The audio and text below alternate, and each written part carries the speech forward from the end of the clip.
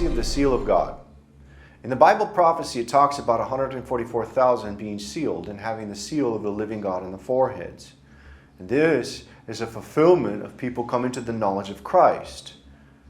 And this knowledge of Christ is his death on the cross. In the book of Ezekiel chapter 9 verse 4, we see this being fulfilled. And it says, "And the Lord said unto him, Go through the midst of the city, through the midst of Jerusalem, and set a mark upon the foreheads of the men that sigh and that cry for all the abominations that are done in the midst thereof." So we see here that there's a mark on the foreheads of the people sighing and crying over what's being done at Jerusalem's temple. "And to the others he said in mine hearing, Go ye after him through the city, and smite.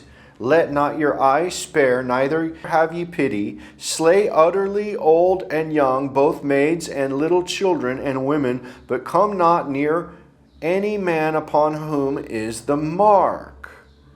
And begin at my sanctuary. Then they began at the ancient men which were before the house.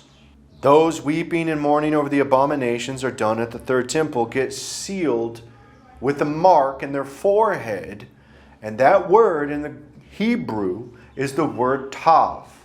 And that word tav in the time of Ezekiel in Paleo-Hebrew is the symbol of a cross. They have a cross on their forehead. And this is because they have the knowledge of Christ. And they're weeping and crying over the abominations that are done at the third temple in protest, in sackcloth.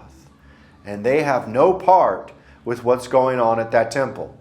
And the rest of them that do not have sackcloth on, that do not have that cross upon their foreheads, that mark upon their forehead, they will be killed. And this is what the Bible prophecy says occurs in the end time.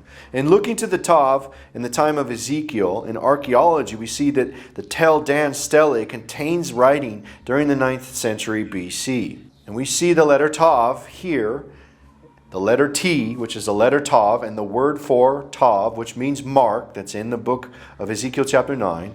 This is also found in other Paleo-Hebrew archaeology at the time of Ezekiel. But just to make a note here, that the sign of the cross is that Tav. It's that mark that is on the foreheads. And this is the seal of the living God, the Lord who has risen from the dead, who is nailed to the cross. The death, burial, and resurrection of the Messiah of Israel is the seal of the living God on the foreheads. In the book of Revelation chapter 7 verse 2, it says, "And I saw another angel ascending from the east, having the seal of the living God, and he cried with a loud voice to the four angels to whom it was given to hurt the earth and the sea, saying, Hurt not the earth, neither the sea, nor the trees, till we have sealed the servants of our God in their foreheads. And I heard the number of them which were sealed, and there were sealed 144,000 of all the tribes of Israel." So we see here that those who are sealed with the cross in their foreheads, who are receiving the seal of the living God in the end times.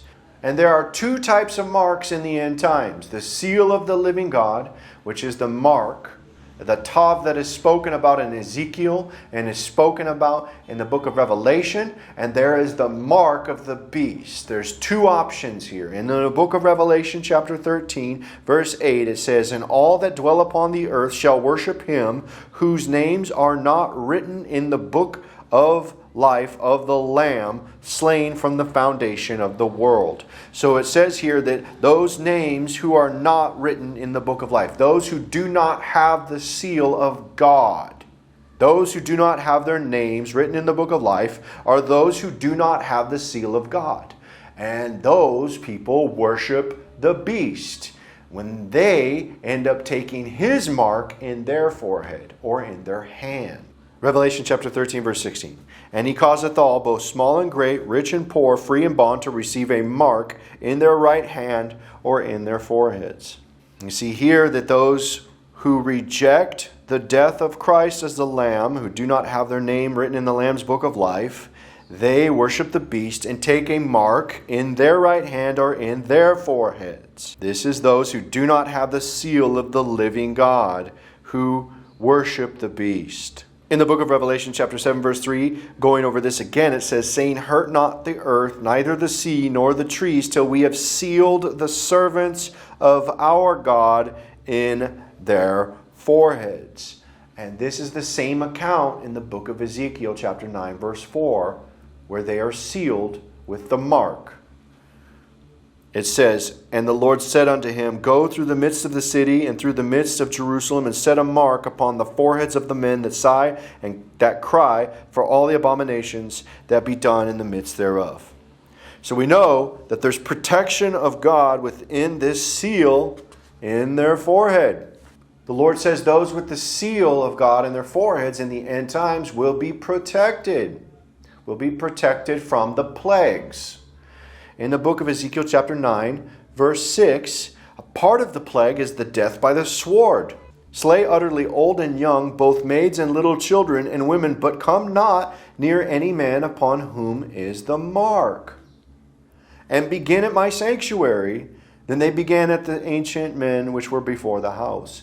We see that the ancient men before the house are not believing Jews. They reject the Messiah. They do not have the seal of the living God in their foreheads. And when the sword comes over, they will be slain between the porch and the altar as a part of the punishment and judgment. But those with the mark and the seal of the living God in their foreheads will be spared. And this is also referenced during the time of Revelation at the fifth trumpet, that they are protected. Those with the seal of the living God in their foreheads are protected. Revelation chapter 9, verse 4, and it was commanded them that they should not hurt the grass of the earth, neither any green thing, neither any tree, but only those men which have not the seal of God in their foreheads. So we see the plagues of the locusts are told to hurt the people who do not have the seal of God in their forehead.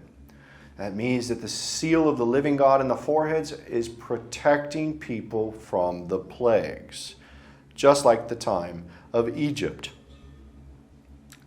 The plagues of locusts are not to hurt the people with the seal of the living God, but to help them. And the Tav is the seal of the living God, which is Christ's death on the cross. And remembering what Paul said to Timothy, in 2 Timothy chapter 2, verse 19, it says, nevertheless, the foundation of God standeth sure, having this seal. The Lord knoweth them that are his. And let everyone that nameth the name of Christ depart from iniquity. And the Lord knows everyone that is his, who truly believes on him in his death, burial, and resurrection. And that is the seal of the living God in the forehead, that those who have received Christ's death, burial, and resurrection, they will have that in their mind, and they will know who Christ is. And this is the seal of the living God, the prophecy of the seal of God.